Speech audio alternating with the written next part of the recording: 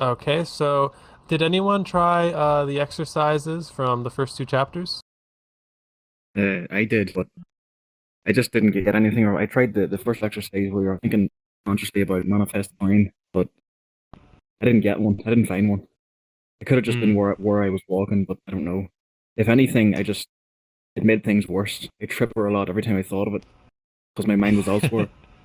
So I don't That's know. interesting. Yeah. Um, I think most people will definitely find that different models used for bringing about a particular result or experience work better for different people. And definitely there are some places that are better to look for corners than others. Um, yeah, I haven't had a whole lot of success with that one, but I also don't really have like good controls. I don't even know how you do that as a controlled study to see like how much better. Um, I remember I watched but the video. It only really said at the end of a month, so it sort of gave a timeline of a month, which I didn't think even after a month would be long enough. How often do you mhm. find a coin or any money? Well, Yeah, I think one thing Yeah. to take into account is the fact that we did it a little shorter than is recommended by Robert Anton Wilson. But I will say that, one of the things that's often mentioned in psychology and self development and so on is, developing habits or fighting against them. And I was actually surprised. I was also doing this exercise with the coin, how easy it was to make a habit out of this, even after just a week. I catch myself doing it automatically, looking for coins a little more. So that was interesting to notice, at least. There's a little behavior change there already. Yeah, it is an interesting way to look at it. All right. If there isn't anything else, let's go ahead. We're going to continue at chapter 3 on page 45. So you'll see this time we do have some of the pictures up for you all to see if you don't have the PDF in front of you. So this is chapter 3. It's called the Oral Biosurvival Circuit. Starts off with a quote. It says, genes, like Leibniz's monads, have no windows. The higher properties of life are emergent. Edward Wilson from Sociobiology. And me. All right. Down on the page 47 says, few of our ancestors were perfect ladies or gentlemen. The majority of them were not even mammals. Any multicellular organism must, if it is to survive, contain a hardwired biosurvival circuit, which very simply programs an either-or choice: go forward to the nourishing, the protective, or go back, away from the threatening, the predatory. Any mammal hooks the biosurvival circuit to the first imprinted biosurvival object, the teat. Biosurvival and orality are deeply blended in all mammals, including domesticated primates, humans. This is why, despite the cancer terror, an estimated 30 million Americans still smoke cigarettes. Others chew gum, spearmint, juicy fruit, even sugar-free, something for every taste, bite their fingernails, gnaw their knuckles, scrunch pencil stubs, eat more than they need. Potato chips, anyone? A Mars bar, maybe? Pretzels, peanuts, cashews? Do you want the cheese and crackers with your beer, Mac? And do try the canops, Mrs. Miller. Some chew their lips, gobble tranks and uppers, even munch their mustaches. What goes on in the bedroom is known to the Kinsey Institute and anyone who has seen a porn film. How important is this oral imprinting? We read of a baby giraffe whose mother was accidentally killed by a jeep immediately after birth. The neonates, following hardwired genetic programs, imprinted the first object that roughly fit the giraffe archetype, the jeep itself. He followed the machine around, vocalized to it, attempted to suckle from it, and, when adult, tried to mate with it. Similarly, Konrad Lorenz tells of a gosling who accidentally imprinted a ping-pong ball and spent his adult life indifferent to female geese, attempting to sexually mount ping-pong balls. As Charles Darwin noted, in our maturer years, when an object of vision is presented to us which bears any similitude to the form of the female bosom, we feel a general glow of delight which seems to influence all of our senses. The ancients pictured the great mother goddess Diana of Ephesus with literally dozens of breasts, and St. Paul reports hearing her worshippers chanting rapturously, "Great is Diana." There is virtually no great artist who has not left us a portrait or many portraits of the nude female form, especially the breasts. And even in non-human scenes, curves are introduced wherever possible. Architects break the Euclidean straight line to introduce such curves at the slightest pretext, arches, Moorish domes, etc.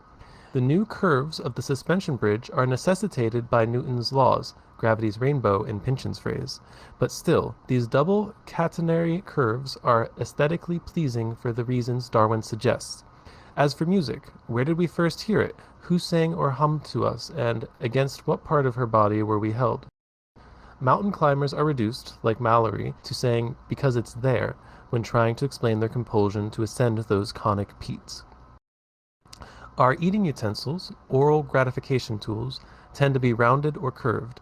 Square plates or saucers look campy or strange. UFOs come in a variety of shapes, but the most popular are the oval and conic.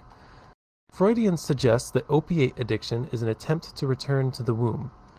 In keeping with our theory, it is more likely that opium and its derivatives return us to the safe space on the biosurvival circuit, the warm, snug place of biosecurity. Opiates may trigger neurotransmitters. Neurotransmitters are chemicals which alter the electrocolloidal balance of the brain, and hence change the perceptual field, brain change agents. So opiates may trigger neurotransmitters characteristic of breastfeeding. In summary, the biosurvival circuit is DNA programmed to seek a comfort safety zone around a mothering organism. If a mother isn't present, the closest substitute in the environment will be imprinted. For the orphan giraffe, a four-wheeled jeep was chosen to stand in for the four-legged mother. The gosling, which could not find the round white body of the mother goose, fixated on a round white ping-pong ball. The wiring of this circuit in primitive form occurred in the first organisms between 3 and 4 billion years ago. In the modern human, this structure remains in the brainstem and the autonomic, involuntary, nervous system, where it is interconnected with the endocrine and other life support systems. This is why disturbances on this circuit act all over the body at once, and generally take the form of physical symptoms rather than mental symptoms, and usually get referred to the MD instead of the psychiatrist. It must be stressed that we are still in a primitive stage of evolution, and conditions on this planet are quite brutal. Radical pediatricians insist with good evidence that childbirth by conventional means in a conventional hospital is almost always traumatic for the newborn, creates a bad imprint in our language. Our child-rearing methods are far from ideal also, adding bad conditioning on top of bad imprinting, and the general violence of our societies to date, including wars, revolutions, civil wars, and the undeclared civil war of the predatory criminal class in every civilization, keeps the first circuit of most people in an emergency state for much of the time. And we're going to pause at the beginning of this page, at the end of this page. In 1968, a U.S. public health survey showed that 85% of the population had one or more symptoms that we would call bad first circuit imprinting or conditioning. These symptoms include dizzy spells, heart palpitations, wet palms, and frequent nightmares. This means that 85 out of the next 100 people you meet should be regarded as more or less the walking wounded. This is the first level of meaning in our brutal, cynical proposition that most people are almost as mechanical as sci-fi robots. A man or woman entering a new situation with the anxiety chemicals, there's a footnote, but we'll get to it in a second. The anxiety chemicals of a frightened infant coursing through the brain, and it's not going to be enough to observe, judge, or decide anything very accurately. So those anxiety chemicals prevent you from accurately observing, judging, or deciding. And this is why Gurdjieff said in his own jargon that people are asleep and having nightmares. Fairness, decency. How can you expect fairness or decency on a planet of sleeping people? All right, let's pause there for a second because that was a lot to take in. Are there any comments or questions? Is he referring back to these circuits that he was covering in the first chapter? I think there was Yeah, like 10 circuits. In general, you'll find that there's like one chapter for each circuit, and this chapter here is on the first circuit. So he's just referring to like from the first circuit that you develop at birth, really. Yeah. I would hesitate to say exactly what you said because this is just a model, and I'm not sure how accurate it is to like say that there's like a neurocircuit that you develop at birth, but that is the model that this book goes through.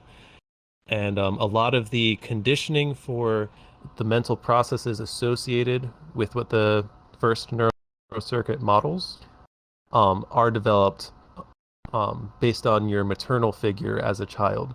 And if you look at this diagram here, you'll see that it's a depiction of that. What is the first thing that a child goes towards? In most cases, it'll be whatever their source of food is. And for mammals, that's going to be a breast. And then the exact circumstances of that situation, that first imprinting, can make a very large difference in the behavior of animals, like they talked about the giraffe.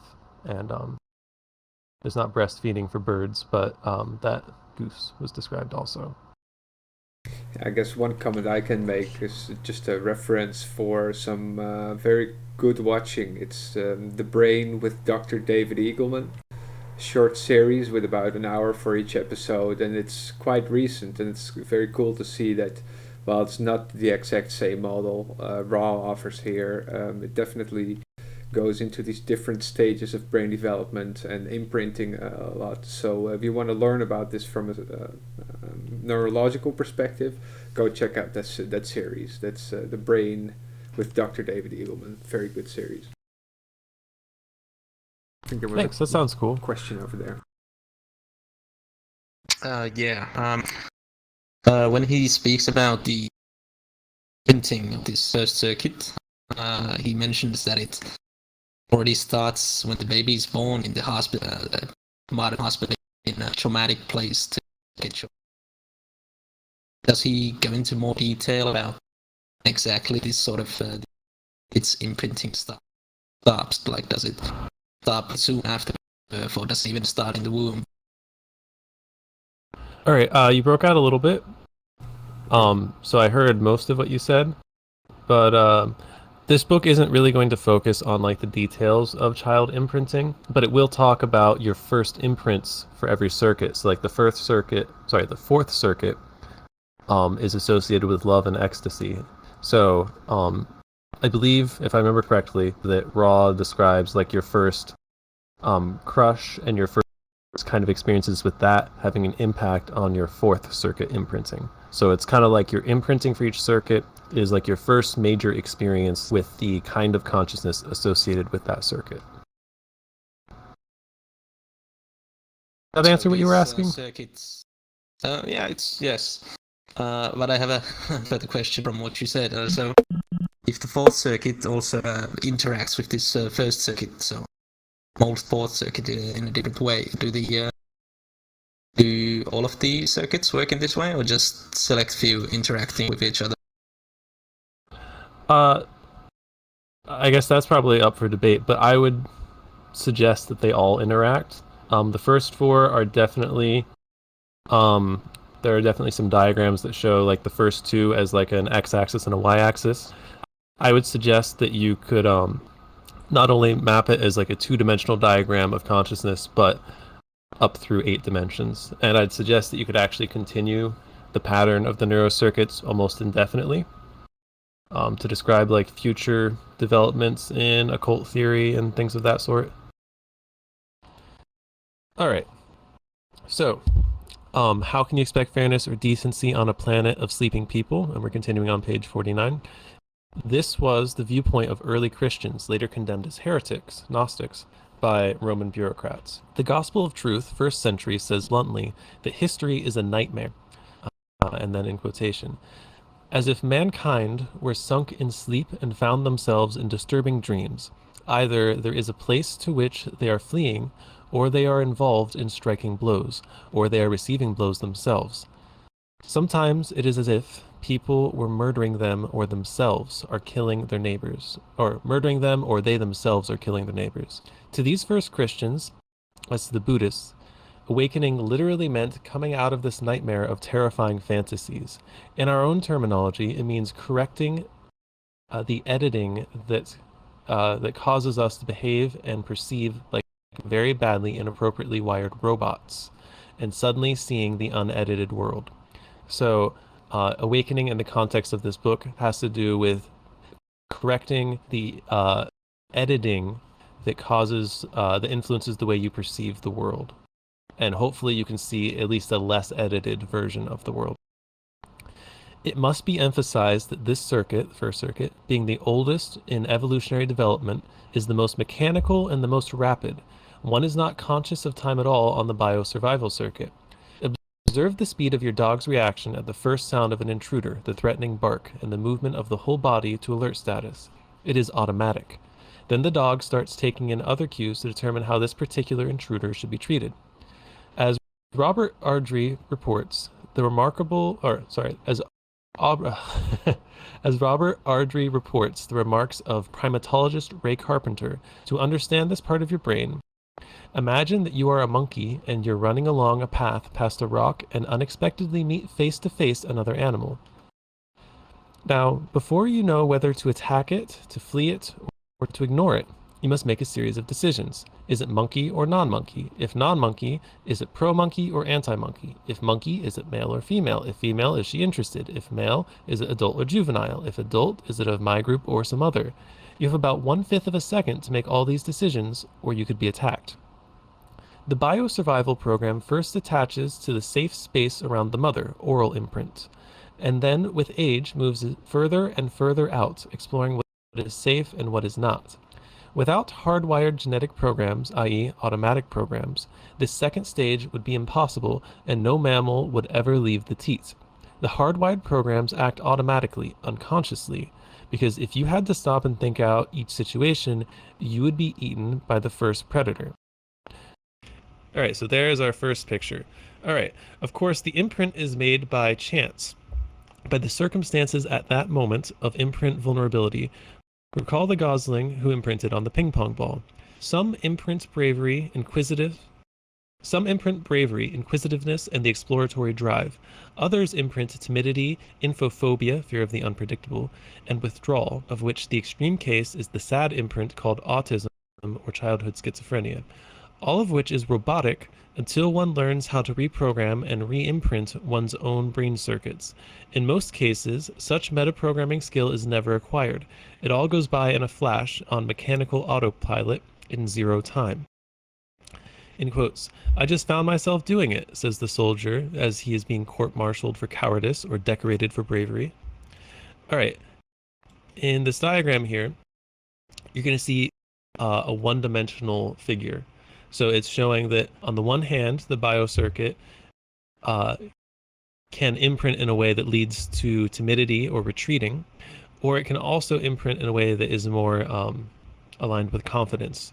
So you'll notice that for almost all of these circuits, that they are on a single axis and they describe like two opposites. So depending on the details of the circumstance and your imprinting or the programs you're running, you may find yourself advancing or retreating. It's kind of like that fight or flight response. So the first circuit, biosurvival consciousness, is one-dimensional. All right, continuing on. Of course, on top of the hardwired imprinting of the biosurvival circuit comes softer conditioning. This allows the safe space perimeter to be generalized outward from the mother's body to the pack or tribe, the extended family. Every social animal has, in addition to the Darwinian instinct, genetic program, of self-preservation, so in addition to the instinct of self-preservation, a similar instinct to protect the gene pool. This is the basis of altruism, and social animals could not survive without it. Wild dogs and wolves bark to warn the rest of the pack that an intruder is coming. Your domesticated dog identifies you as a pack leader. He barks to warn you that an intruder is coming. He also barks, of course, to warn the intruder that he is ready to fight for his territory. As civilization has advanced, the pack bond, the tribe, the extended family, has been broken. This is the root of the widely diagnosed anomie or alienation or existential anguish, about which so many social critics have written so eloquently. What has happened is that the conditioning of the biosurvival bond to the gene pool has been replaced by a conditioning of biosurvival drives to hook onto the peculiar tickets which we call money. So Ra's saying that because of the details of our current culture, our biosurvival circuit has switched from being attached to the gene pool to being attached to money, to being attached to currency.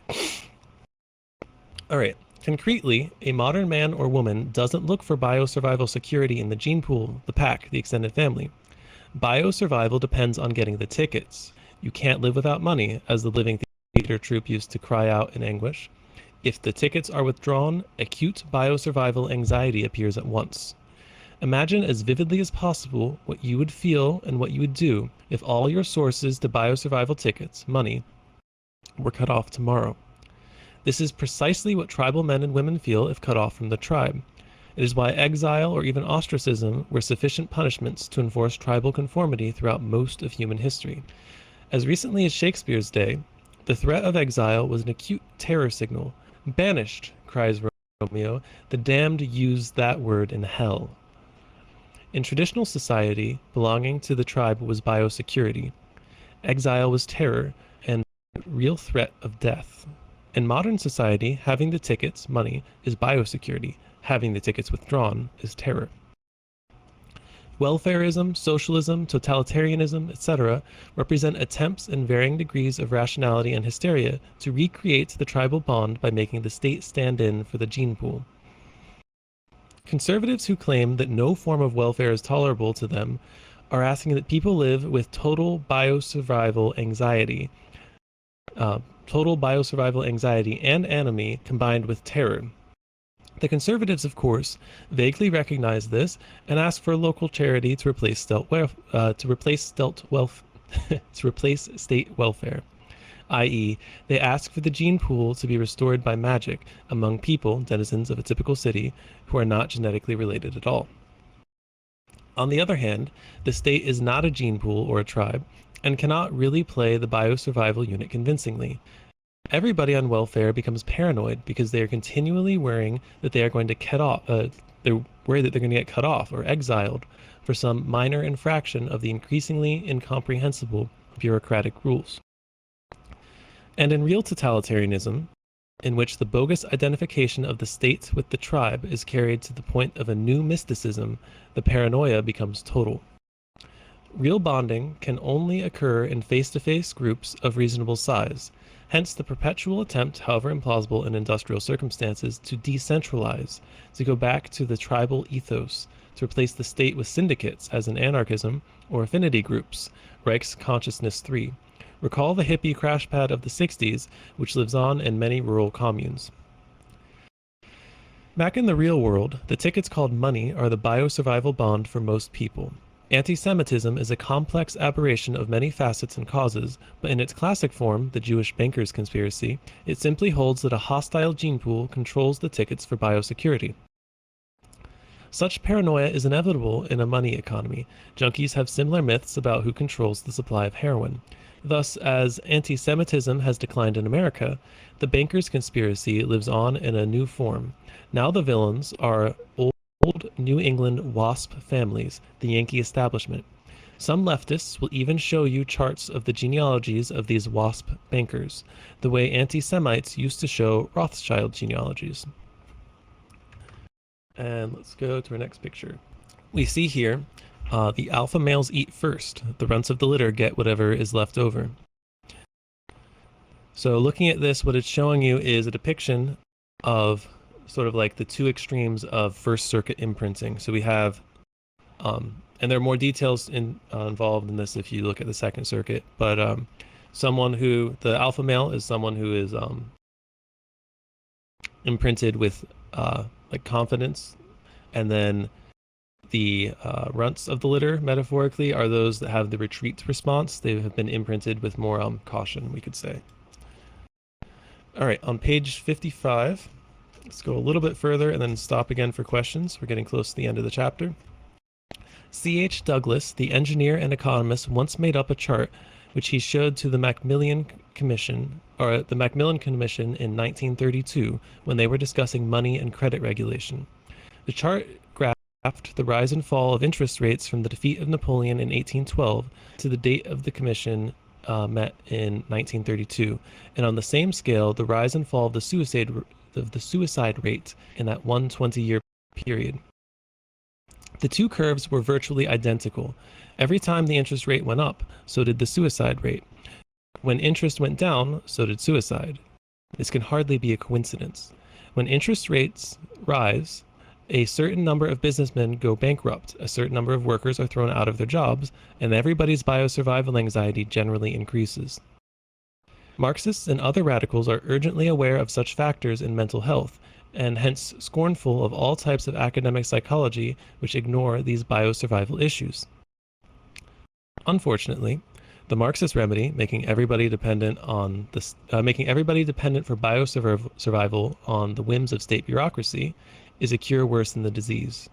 Biosurvival anxiety will only permanently disappear when worldwide wealth has achieved a level and a distribution where, without totalitarianism, everyone has enough tickets. The Hunger Project, the idea of the guaranteed annual income, Douglas's national dividend plan, etc., represent groping toward that goal.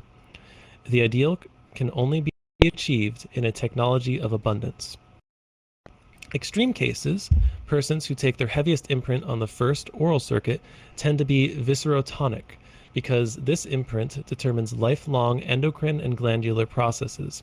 Thus, in extreme, they are baby-faced in adult life, never lose their baby fat, are plump and round and gentle, etc. They are easily hurt, threatened, terrified by disapproval of any sort, because in the baby circuit of the brain, disapproval suggests extinction by loss of the food supply.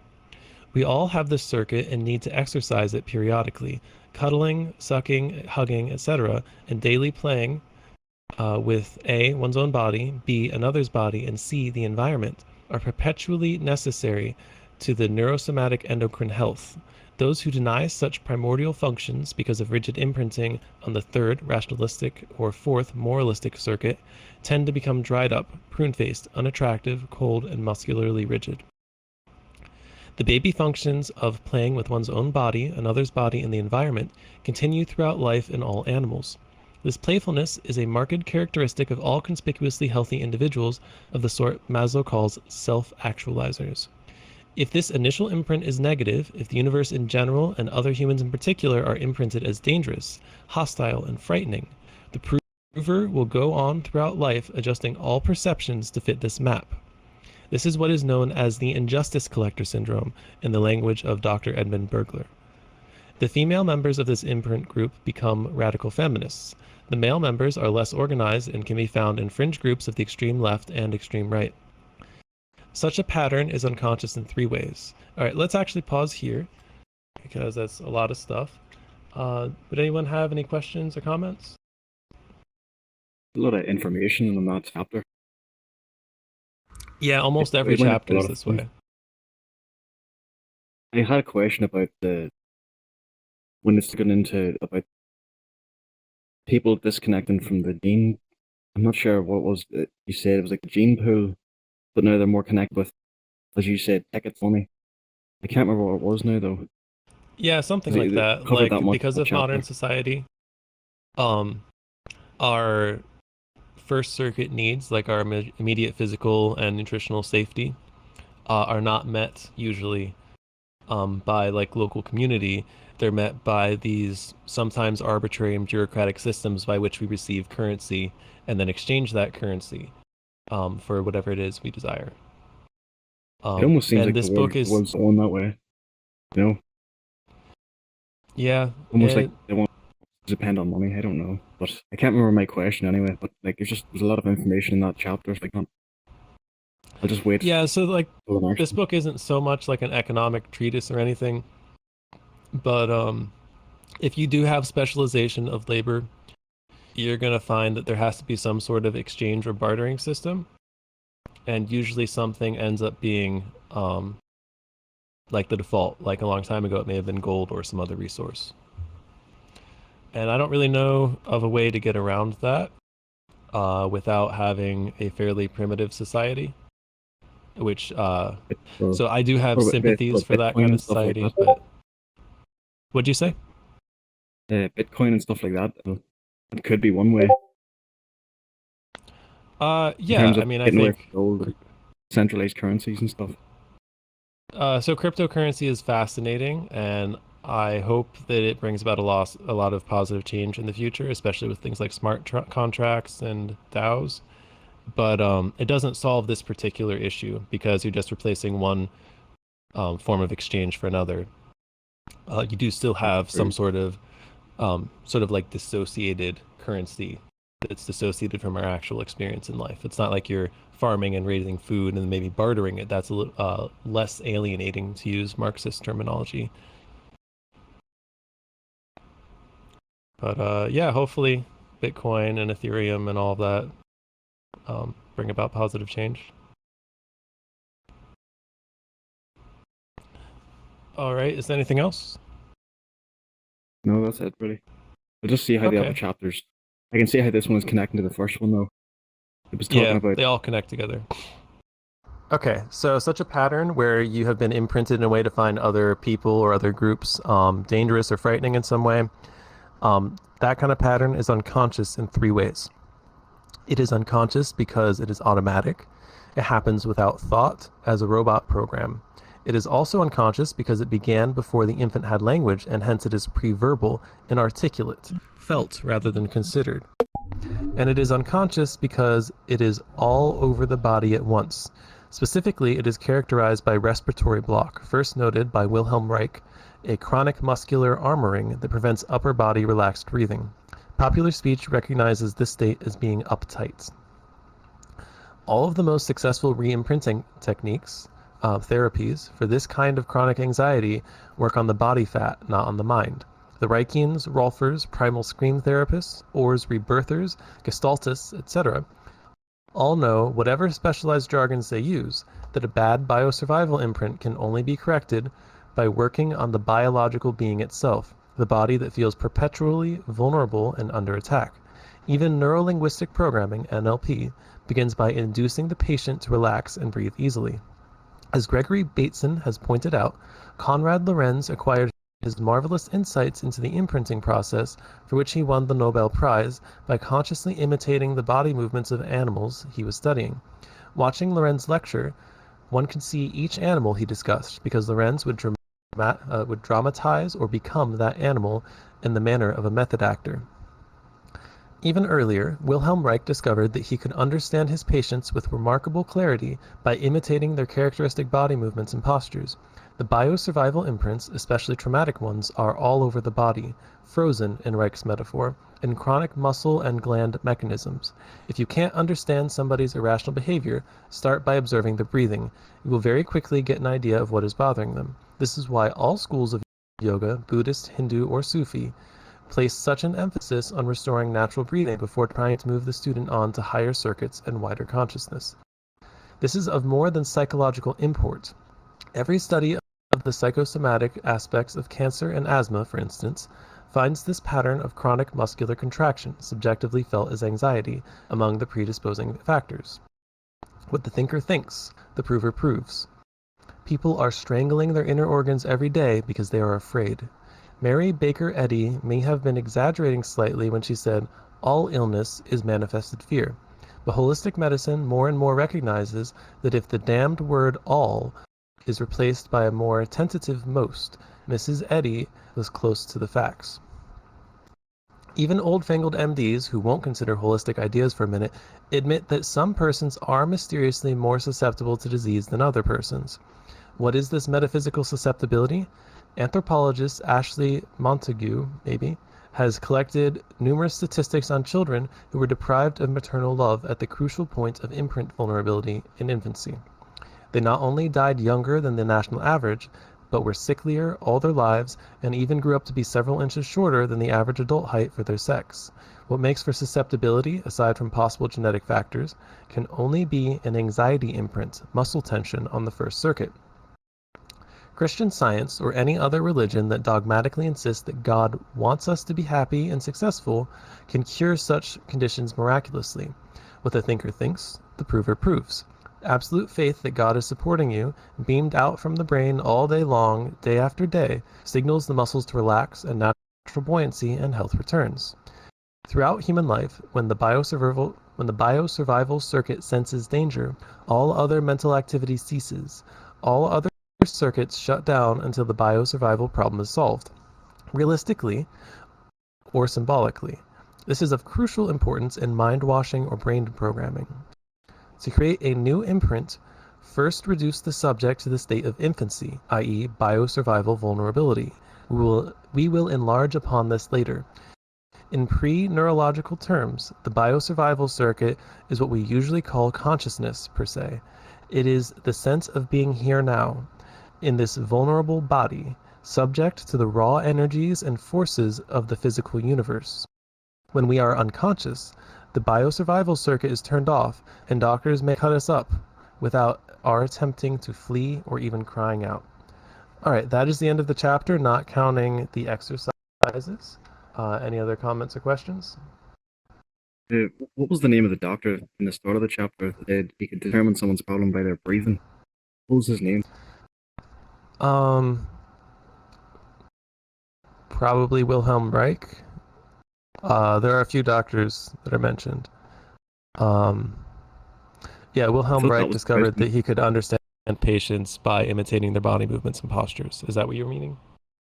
Yeah, I wanted to know his name so I could search up more about him, because I thought that was interesting. That just by, imitating them, he must be very aware of like energy and stuff like that. But yeah, he actually did a lot of stuff with orgone energy, and I think he may have done like pyramid stuff to like build orgone accumulators, and a lot of like breath work. There's a very large amount of writing out there by him and about him. Yeah, I was going to say, I recently added a book to the library called Breath. It's a case by investigative journalist who doesn't really have a horse in the game, about breath work in general and what it does, doesn't do. But as he, jumped down the breathing rabbit hole, he found out that, actually a lot of ailments can be resolved through, breathing exercises. So that was the first thing I thought of when that came about, that little piece. I think we'll look at that after then. Yeah, I'm not like super involved with Reichian psychology, so I don't know the exact beginning, but he did do a book that maybe I could look up later. Maybe he just contributed to a book. I might be mixing him up with Hyatt. There is a book that uses Reichian terminology to discuss tantric techniques for breathing and like solo and group work. But yeah. I actually tried that with the Wim Hof method, and I only tried it once, and I got too dizzy. I couldn't do it. I tried it once. It was too much. Got too lightheaded.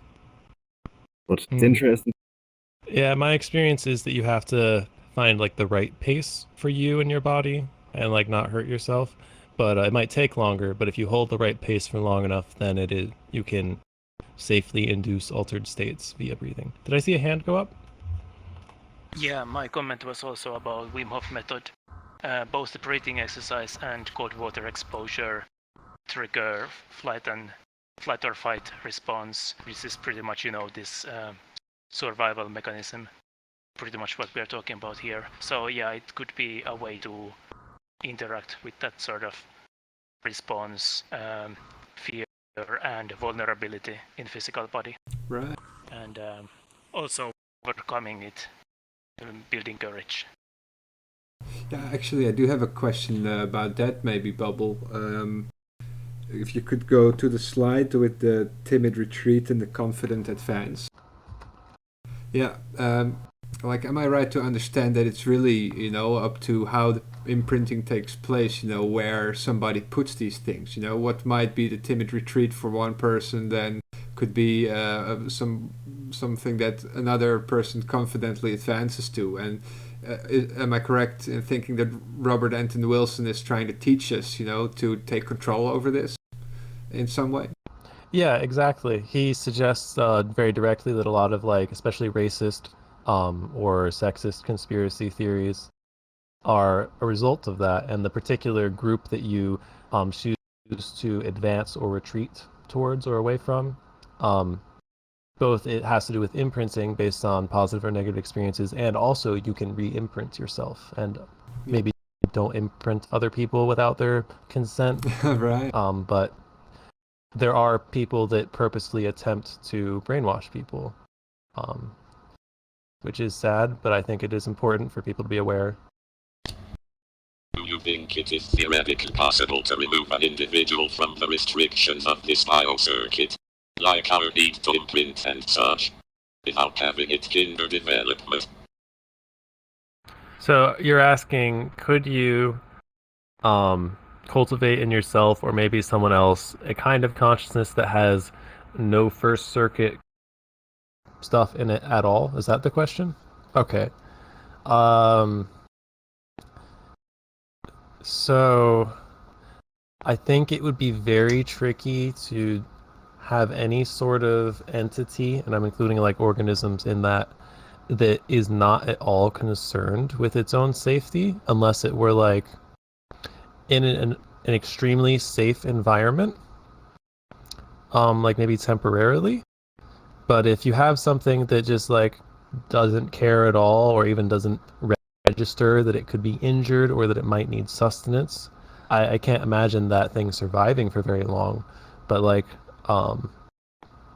maybe there are some sort of microorganisms that just are like lucky enough at bumping into the nutrients they need or something.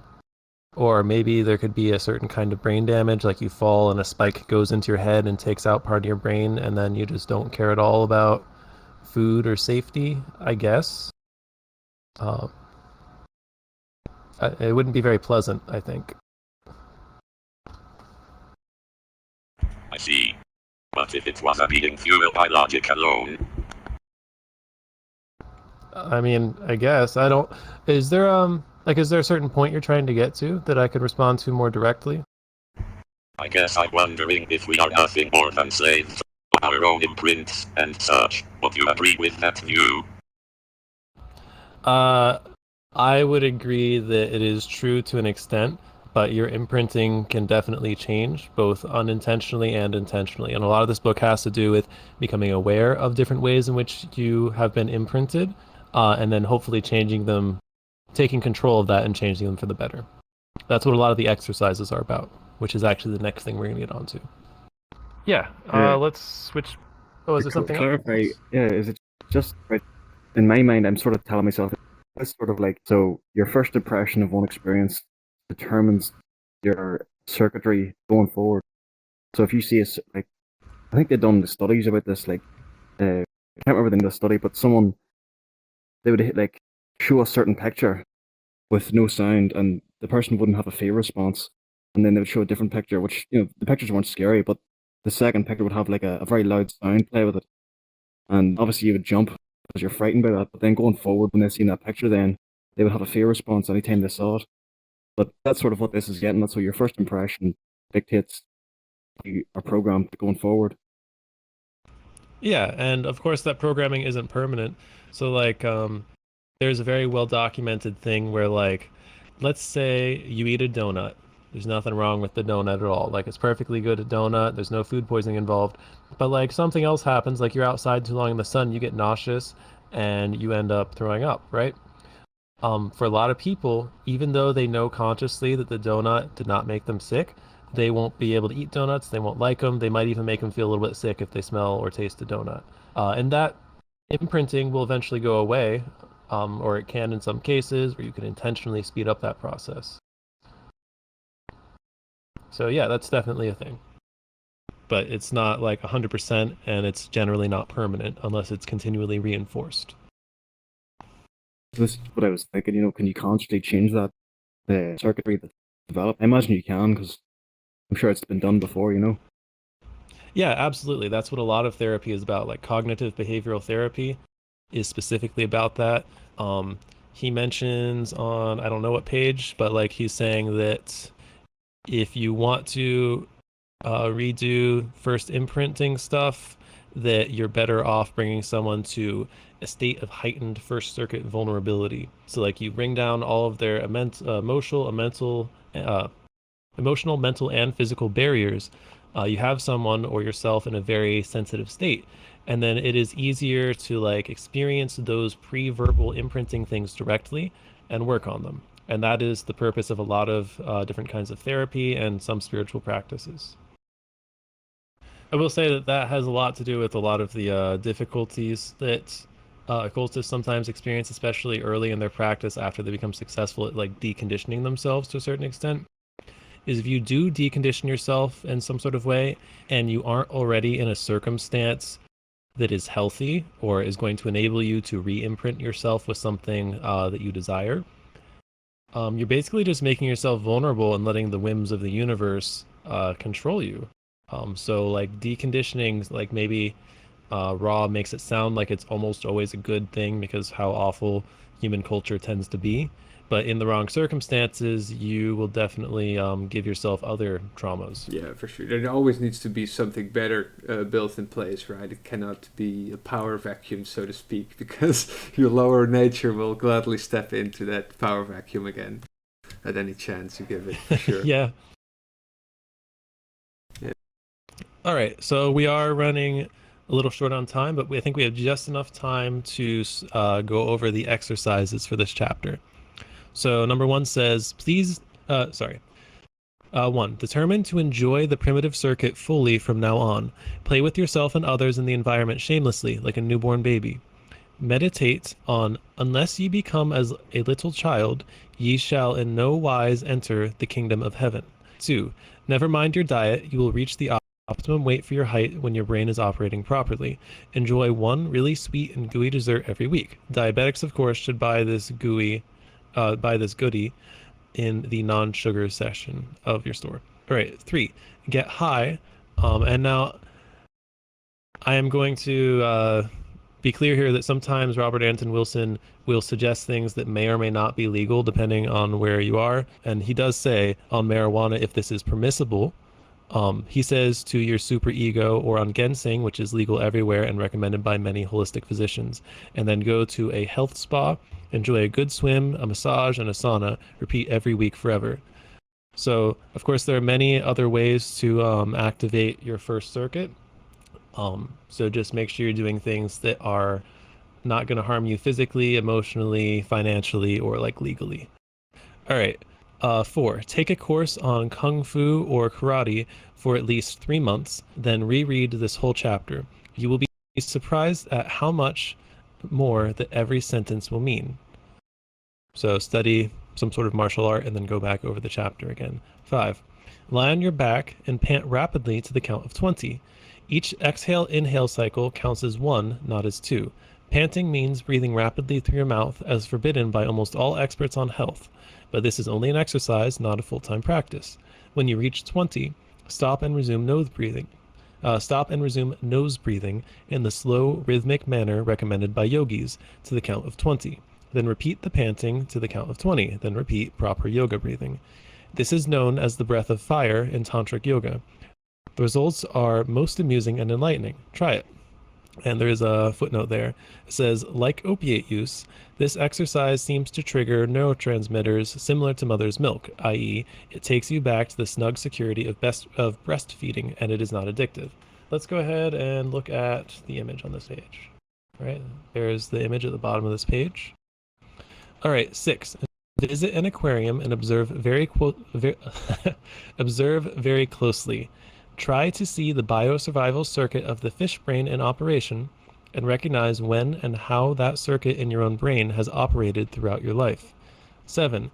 If you don't have a baby or haven't had one for many years, play with somebody else's baby for an hour, then reread this chapter. All right, those are the exercises for this chapter.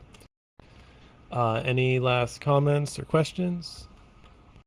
Yeah, and I will say that so like it is great to go to an aquarium or something, but you can also just watch local life. Like ants are very interesting if you watch them closely and see how they react to different things, or like squirrels or birds or whatever's around you. All right, well, if that is everything, then we will be ending our session. Thank you everyone for coming to today's session. A recording will be up on YouTube in the coming days, and please join us again next week, same day and time. You can follow what I do outside of VRChat at my Linktree. That is linktr.ee/elephantwords. If you haven't already, join the VRM Discord. There's a URL in the lobby. And please consider supporting VRM by donating or supporting on Patreon or becoming a volunteer. More information is available at vrmystery.school/support. This is the end of today's session, but feel free to mingle in the lounge.